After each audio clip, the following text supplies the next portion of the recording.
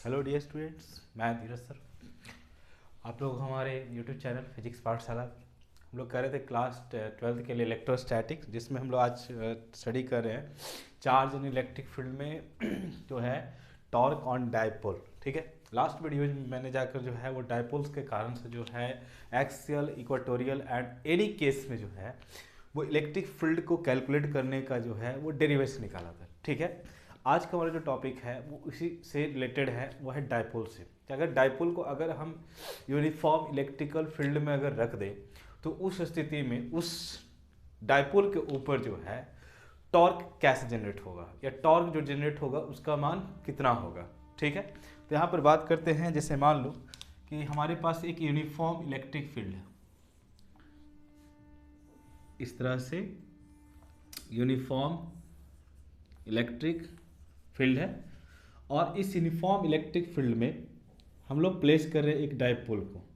ठीक, डायपोल का ये हिस्सा A है और ये हिस्सा B है, और एक्सटर्नल इलेक्ट्रिक फील्ड जो है वो E है। ठीक है, यहाँ पर आपका माइनस Q चार्ज है और यहाँ पर प्लस Q चार्ज है। ठीक, और इन दोनों के बीच का जो परपेंडिकुलर डिस्टेंस है वो आप मान लो यहाँ पर कि पॉइंट C से जो है BC है। ठीक, यहाँ पर मान लीजिए कि डायपोल हमारा है और वो डायपोल है क्या, वो डायपोल है O। इसका जो लेंथ है, यानी कि यहाँ से इस A से B का जो लेंथ है कितना होगा, तो A से जो B का लेंथ है वो कितना है, 12 है, डायपोल लेंथ जिसको हम लोग कहते हैं। ठीक है, अब यहाँ का मान लो कि यहाँ पर जो एंगल प्लेस किया गया है, यानी कि डायपोल को जो प्लेस किया गया एक्सटर्नल इलेक्ट्रिक फील्ड में, वो कितना है, थीटा है। ठीक है, तो अगर ये थीटा है तो यहाँ पर ये वाला एंगल भी कितना हो जाएगा, थीटा हो जाएगा। ठीक है, तो यहाँ पर जो टॉर्क जनरेट होगा इलेक्ट्रिक डायपोल के ऊपर, यानी कि टॉर्क का मतलब क्या हो गया कि जब आप इसको एक्सटर्नल इलेक्ट्रिक फील्ड में रखोगे, ठीक है, तो ये जो डायपोल है इसके ऊपर दो अपोजिट डायरेक्शन में फोर्स लगेगा। ठीक है, तो टॉर्क इसके ऊपर जाकर जो है एक रोटेशन जाकर क्रिएट करेगा, एक कह सकते हो कि डायपोल को रोटेट करने की कोशिश करेगा। ठीक है, एक्सटर्नल इलेक्ट्रिक फील्ड में, तो उस स्थिति में इसके ऊपर जो टॉर्क जो जनरेट होता है वो टॉर्क जो है वो वर्क होता है, यानी कि उस वर्क को कह सकते हो जो इस डायपोल को इस एक्सटर्नल इलेक्ट्रिक फील्ड में घुमाने में किया गया हो। ठीक है, तो यहां पर देखना जरा ध्यान से कि टॉर्क बराबर जो है फॉर्मूला क्या होता है, टॉर्क इज इक्वल टू हो जाएगा applied force into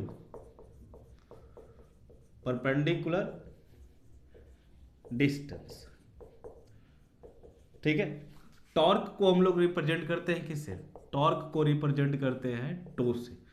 to is equal to क्या हो जाएगा, एफ इनटू इन दोनों के बीच का जो परपेंडिकुलर डिस्टेंस है वो है कितना, BC है। ठीक है, तो यहां पर मैं लिख देता हूं कितना, BC।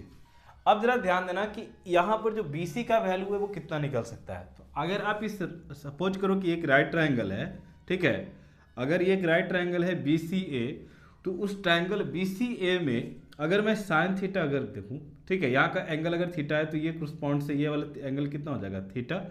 तो साइन थीटा का वैल्यू कितना होगा, तो sine theta is equal to यहाँ पर हो जाएगा आपका इस राइट ट्रायंगल में, तो ये आ जाएगा कितना, ये आ जाएगा आपका BC अपॉन कितना, BC अपॉन आप जाकर जो है इसमें हाइपोटेनस देखो, तो हाइपोटेनस कौन सा हो गया, हो जाएगा AB।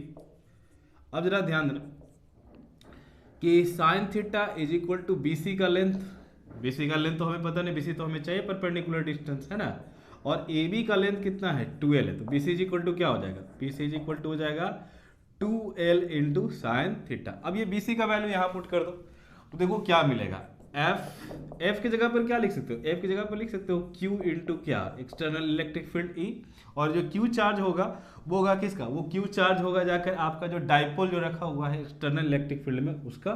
ठीक है, और BC का जो लेंथ है, BC का कितना हो गया, 2L इंटू साइन थीटा। अब देखो Q को 2L से गुना करोगे तो क्या मिलेगा, इसका मल्टीप्लीकेशन हमें देगा डायपोल मोमेंट, यानी कि यहाँ पर लिखा है क्या, PE इंटू साइन थीटा। ठीक है, अब देखो ये कितना बराबर आ रहा है, ये आ रहा है टो इज इक्वल टू, ये आ गया टो का मान, ठीक है, टॉर्क का मान। अब इसको देखो, इसका कंपोनेंट कितना है, इसका कंपोनेंट है साइन थीटा, तो हम इसे जाकर जो है वेक्टर फॉर्म में लिखें तो वेक्टर फॉर्म में टॉ इज इक्वल टू कितना हो जाएगा बताओ, vector tau is equal to vector P cross E vector. ये हो गया हमारा क्या, टॉर्क का मान जो कि एक्सटर्नल इलेक्ट्रिक फील्ड में किसी भी प्रकार के डायपोल को रखने के बाद जनरेट हो रहा है उस पर। ठीक है, तो ये जो है ये तब हुआ, ये टॉर्क जनरेट तब हुआ जब हम एक इलेक्ट्रिक डायपोल को जो है एक्सटर्नल इलेक्ट्रिक फील्ड में रखते हैं तब। और खास ये ध्यान रखना है कि यूनिफॉर्म इलेक्ट्रिक फील्ड हो, ठीक है, वेरिएबल इलेक्ट्रिक फील्ड होगा तो उसके लिए अलग हो जाएगा। ठीक है, तो यहां पर बात ये आती है कि ये जो है दो चीजों पर डिपेंड करेगा टॉर्क। पहला कि अप्लाइड फोर्स, यानी कि जब हम इस डायपोल को कहाँ रखेंगे, एक्सटर्नल इलेक्ट्रिक फील्ड में, तो इसके ऊपर जो लगने वाला फोर्स है वो कितना है, प्लस इन दोनों पॉइंट्स का बीच का जो परपेंडिकुलर डिस्टेंस है वो कितना है। तो सिर्फ करना क्या कि पॉइंट बी से जो है एक ड्रॉ कर लिया लाइन बी सी और उसको ए से सी को मिला दिया, तो ये जो डिस्टेंस है बी सी वो इसका परपेंडिकुलर डिस्टेंस हो जाएगा, किसका, ए बी का हो जाएगा। ठीक है, अब टॉर्क की बात करते हैं तो टॉर्क का जो यूनिट है वो क्या होगा। ठीक है, तो यूनिट की बात करें तो यूनिट में हम लोग यहां पर देख लेंगे,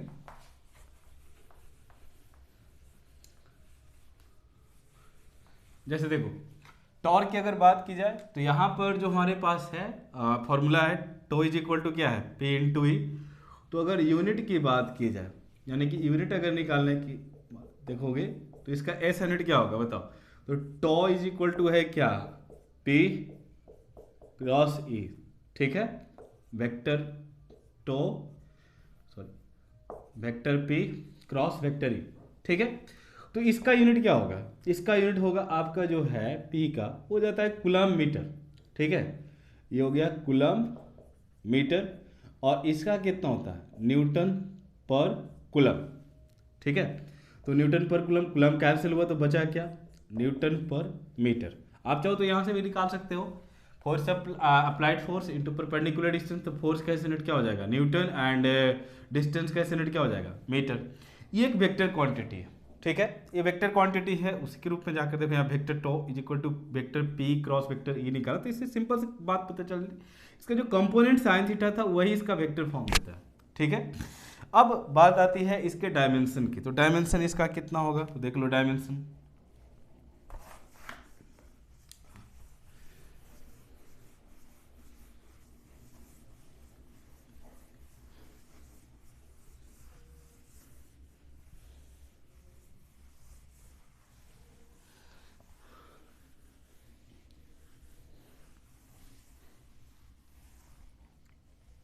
देखो अगर डायमेंशन की हम बात करें तो इसका डायमेंशनल फॉर्मूला क्या होगा, है ना।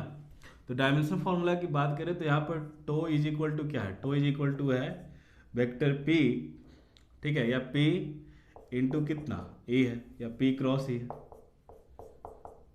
वेक्टर फॉर्म में, है ना।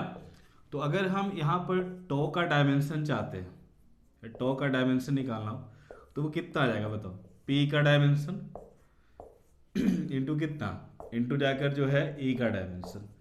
अब देखो ई का डायमेंशन अगर याद हो तो ठीक है, नहीं याद हो तो आप ई की जगह पर लिख भी सकते हो। पी का डायमेंशन कितना हो जाएगा भाई, पी का डायमेंशन होता है एल टी ए, ठीक है, लेंथ टाइम एंड एम्पियर। ठीक है, अब यहाँ पर ध्यान देना पी का भी निकाल सकते हो, क्यू इंटू टू एल होता है।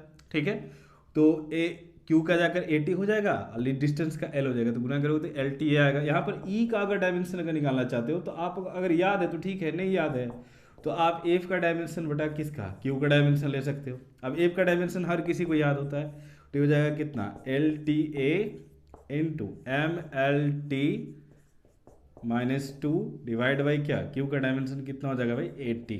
ठीक, अब देखो ये 80 जाकर जो है इसमें और जाकर माइनस को इंक्रीज करेंगे तो टी की पावर कितना -3, एंड ऑलरेडी यहाँ पर क्या है 80, तो 80 कैंसिल कर सकते हो, तो आ जाएगा कितना बताओ, ये आ जाएगा एम एल टू टी कितना, टी ऊपर गया -3, यहाँ पर ऑलरेडी एक टी प्लस में है तो आ जाएगा कितना t-2। ठीक है, और यहाँ ए को कैंसिल कर देगा तो बचेगा कितना A0। तो किसका डायमेंशन हो गया भाई, टो का डायमेंशन हो गया, टॉर्क का डायमेंशन हो गया इतना, है ना।